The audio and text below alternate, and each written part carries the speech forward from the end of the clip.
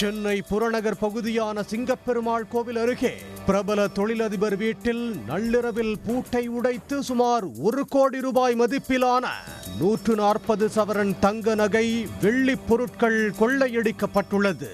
சென்னை புறநகர் பகுதியான சிங்கப்பெருமாள் கோவில் பாரதியார் தெருவில் வசித்து வருபவர் ரத்தீஷ். இவர் டிரான்ஸ்போர்ட் நிறுவனம் நடத்தி வருகிறார். ரத்தீஷ் தனது குடும்பத்துடன் நேற்று இரவு பக்கத்து தெருவில் உள்ள தனது மகன் வீட்டில் தங்கியுள்ளார். இன்று காலை நிகழ்ச்சி ஒன்றுக்கு செல்வதற்காக தனது வீட்டிற்கு வந்த நிலையில் வீட்டின் பூட்டு உடைந்து இருப்பதை கண்டு அதிர்ச்சி அடைந்தார். உள்ளே சென்று பார்த்த பொழுது பீரோக்கள் உடைக்கப்பட்டிருந்ததையும் உள்ளே இருந்த அனைத்து பொருட்களும் கலைந்தும் சிதறியும் கிடந்துள்ளன.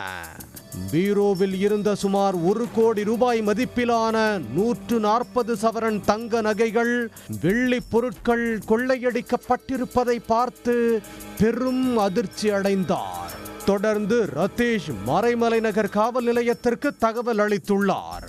வண்டலூர் சரக காவல் உதவி ஆணையர் ராஜீவ் ஆருண் பிரின்ஸ் தலைமையில் சுமார் 20க்கும் மேற்பட்ட போலீசார் சம்பவ இடத்திற்கு சென்று விசாரணை நடத்தினர். தடயவியல் நிபுணர்கள் மூலம் கைரேகை உள்ளிட்ட ஆதாரங்களை சேகரித்தனர்.